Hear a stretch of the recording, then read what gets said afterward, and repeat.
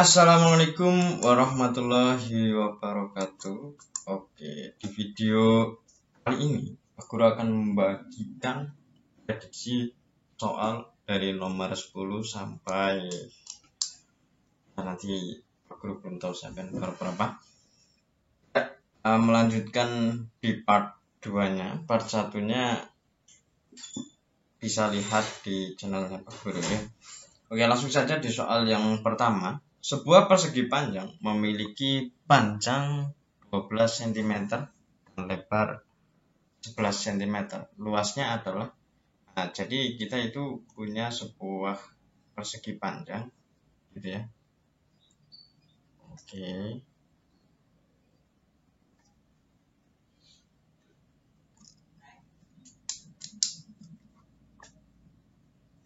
Ya. Misalkan seperti ini, persegi panjang ini ABCD seperti itu. Misalkan AB itu adalah 12, BC itu 11. Oke. Nah, yang ditanya adalah luas.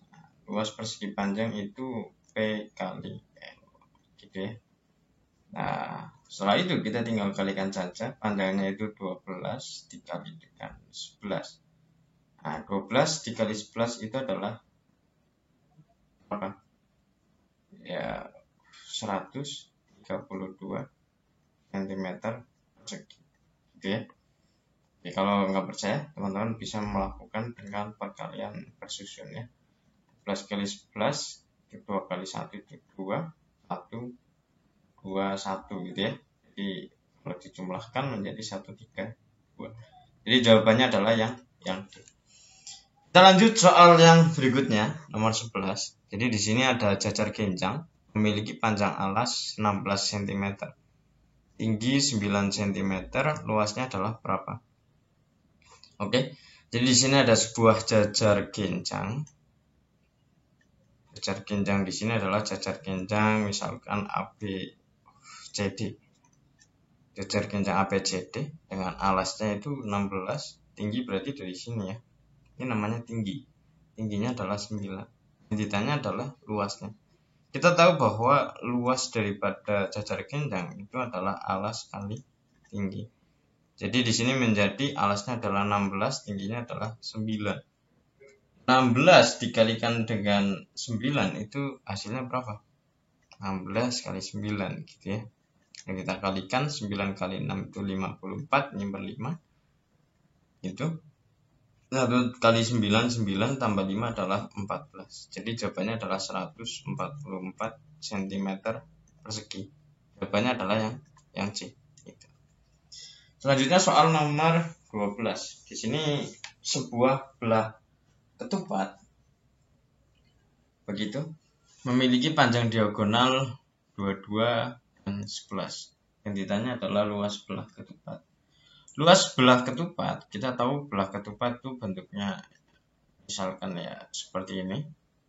Ini A, B, C, D dengan panjang salah satu diagonalnya gitu ya. Ini 22, yang ini adalah 11. Berarti kalau mencari luasnya itu adalah diagonal 1 kali diagonal 2 dibagi 2. Jadi di sini akan menjadi 22 dikalikan dengan 11 dibagi 2.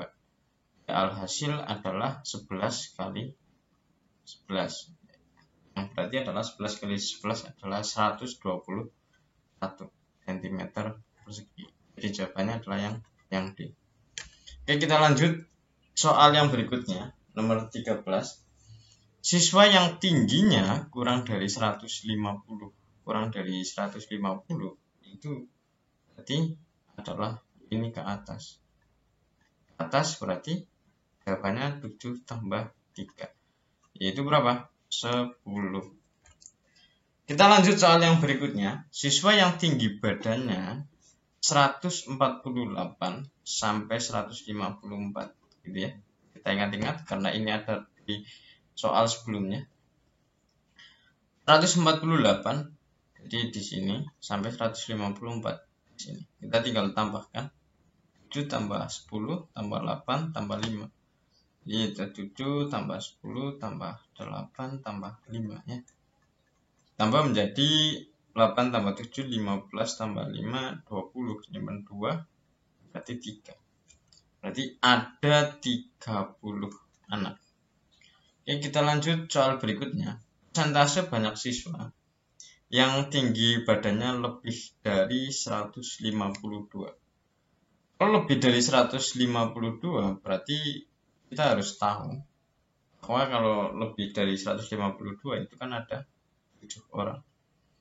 Sedangkan total jumlah keseluruhan, karena kita mau mencari persen, kita harus tahu siswa keseluruhan.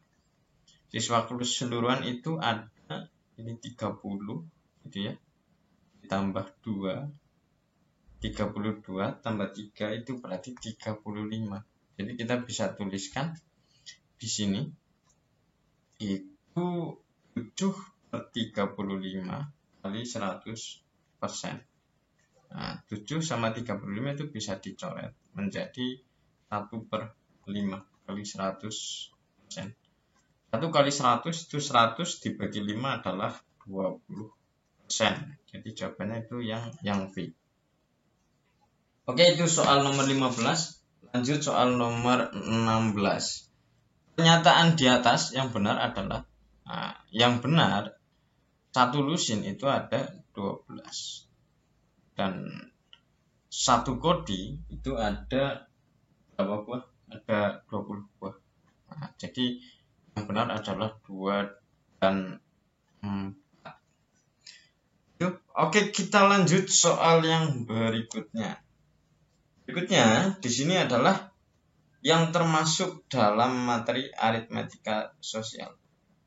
Namanya aritmatika sosial gitu ya. Nah, ini ya, mengandung semuanya. Di sini itu ada untung, itu ada pajak, bunga tunggal, bruto itu ada semua. Nah, berarti jawabannya adalah 1, 2, 3, dan 4. Lanjut soal yang berikutnya.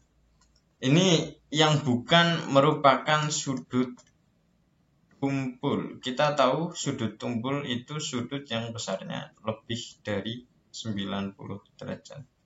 Kalau yang bukan sudut tumpul berarti ya jelas yang ini dan yang ini. Berarti nomor 18 jawabannya adalah 2 dan 4. Next, kita ke nomor 19. Segitiga berdasarkan sudutnya. Kalau segitiga berdasarkan sudutnya, gitu ya, itu yang namanya sudut berarti yang misalkan di sini ada A, B, C, yang sudut itu ini sudut. Yang namanya sudut berarti identik dengan 3 ya. Ada tumpul, lancip, sama siku-siku. Jadi jelas yang betul adalah 2 dan 4. Kalau yang ini, nah ini adalah sudut berdasarkan segitiga berdasarkan sisi. Kalau segitiga berdasarkan sisi berarti kebalikan. Jadi kalau sisi kan yang misalkan ini ada ABC, berarti ini yang ini ya. Ini. Jadi kemungkinannya ya ada sama kaki sama sisi. Ini adalah 1 dan 3. Oke, kita lanjutkan nomor 21. Pernyataan di atas bukan merupakan ciri-ciri layang-layang. Yang namanya layang-layang itu kan bentuknya seperti ini. Seperti layang-layang. Nah, ini layang-layang. Layang-layang A, B, C, D. Berarti dia akan memiliki satu sumbu simetri lipat atau 2 sumbu simetri lipat. Kalau layang-layang itu ciri-cirinya adalah memiliki satu sumbu simetri lipat. Yang kedua, simetri putar. Yang namanya sumbu simetri putar itu kalau diputar bentuknya tetap sama. Tapi dia tidak pernah sama kalau diputar layang-layang itu. Kecuali kembali ke tempat semula. Jadi 1 sama 3. Karena yang ditanya yang bukan merupakan ciri-ciri layang-layang, berarti jawabannya adalah 2 dan 4. Gitu. Oke, kita lanjut soal nomor 22. Pernyataan di atas, bangun datar memiliki 4 sisi adalah yang memiliki 4 sisi di persegi ya. Sisi itu yang ini sisi. Nah, ini berarti 4 sisi. Berarti betul ya. Kalau segitiga, nah bukan, karena ada 3. Secara jenjang, nah ini ada 4. Kalau trapesium itu 1, 2, 3, 4 juga. Itu trapesium. Berarti yang memiliki 4 sisi ada 1, 3, dan 4. Gitu. Oke, kita lanjutkan soal berikutnya. Pernyataan di atas yang merupakan bangun datar. Oke. Yang bangun datar itu ya yang datar ya, yang tidak memiliki ruang. Nah, karena di sini ada 4 ini yang memiliki ruang adalah cuma 1, berarti jawabannya 1, 2, dan 3. Karena yang namanya balok itu punya ruang ya. Kita lanjut soal nomor 24. Perhatikan pernyataan berikut. Wawancara, data primer, angket, data sekunder. Kita tahu bahwa cara mengumpulkan data itu bisa dengan wawancara dan angket. Berarti yang bukan adalah data primer dan sekunder, yaitu 2 dan 4. Lanjut soal berikutnya, yang merupakan cara penyajian data. Nah, otomatis cara menyajikan data itu batang bisa, lingkaran bisa, garis juga bisa. Tapi fine itu tidak bisa. Berarti ada 1, 2, dan 3. Gitu. Oke, kita lanjut. Nomor 26. Hernando menyimpan uang di bank sebesar 1.200.000 rupiah dengan suku bunga tunggal 12% setahun. Besarnya bunga tunggal yang diperoleh Hernando pada akhir bulan ketiga adalah berapa? Jadi di sini kita tahu bahwa B bunga itu sama dengan modal dikali, nah ini bunganya per tahun kali L itu waktu lamanya. Nah, di sini bunganya yang dicari. Nah, sedangkan modalnya ini kita udah punya 1.200.000 dikali bunganya adalah 12% dikali lamanya. Lamanya adalah 3/12.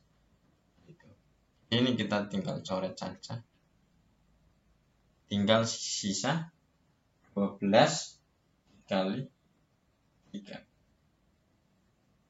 yaitu 36, nolnya ada 5. 3.600 dikali persen. Persen itu adalah per 100. Jadi 36 dibagi dengan 100. Karena per 100 ya. Jadi jawabannya adalah 36.000. Gitu. Jadi ini adalah jawabannya 36.000. Oke, next soal yang berikutnya. Di sini itu ada sebuah sudut pelurus. Nah, sudut pelurus jumlahnya adalah apa? Ya, sudut berpelurus itu jumlahnya adalah 180 derajat.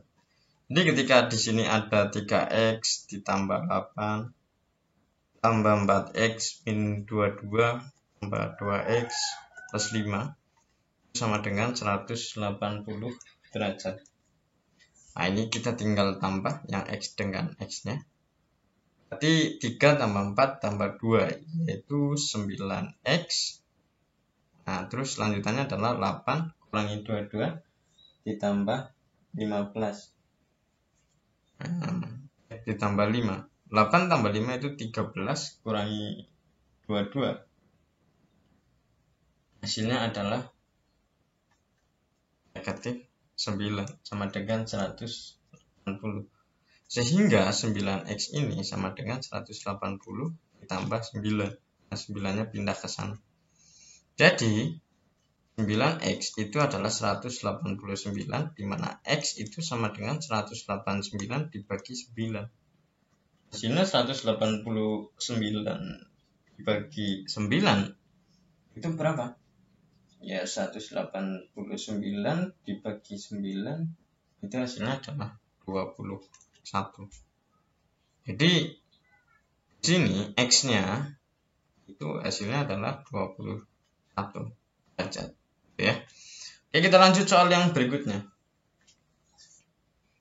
Panjang alas suatu segitiga itu 12 cm. Misal segitiga gini, segitiga ABC. Nah, ini alasnya 12, tingginya 6. Yang ditanya adalah luas. Luas kan alas kali tinggi dibagi. Ya, alasnya adalah 12, tingginya 6. Nah, terus bagi 2.